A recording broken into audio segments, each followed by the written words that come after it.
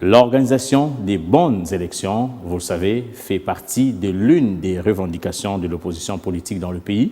Mais alors, la coordination de coalition de l'AMUCA, elle, Adolphe Mouzito, a démontré à la presse la fausseté du fichier électoral qui a servi de soubassement de la loi sur la répartition des sièges établie par la centrale électorale. Ce camp soutient que ce quotient découlerait d'un total des électeurs qui a soustrait les électeurs de Rutshuru, Massissi et Kwamut, un quotient qui induirait une répartition erronée des sièges. Suivez.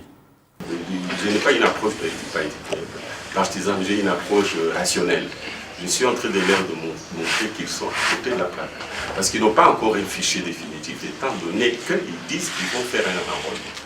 Pas de fichier définitif, parce que s'il faut un enrôlement, il y a des chiffres en plus qui aujourd'hui sont éludés, qui devront rentrer dans le fichier. Et par conséquent, si on applique sur 500 sièges de députés nationaux, eh ben, le quotient va changer. Et si le quotient change, puisqu'on devra l'appliquer aux effectifs de chaque circonscription ou de chaque province, c'est que le nombre de sièges, vous ne pouvez par exemple pas me demander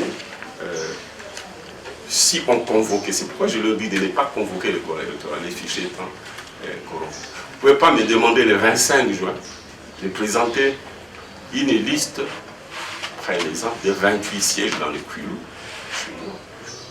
de 28 sièges, alors que puisqu'on va faire l'enrôlement dans les sud de Kivu, pour les provinces, les circonscriptions qui restent, le Bandundu va récupérer le siège qui lui est enlevé pour l'impliquer au Nord Kivu. Donc, ça signifie que je devrais attendre, par exemple, pour être sûr que les chiffres sur lesquels je vais présenter la liste correspondent aux chiffres définitifs, à la liste définitive. Donc aujourd'hui, les chiffres qu'on a sont en fait programmés comme étant provisoires.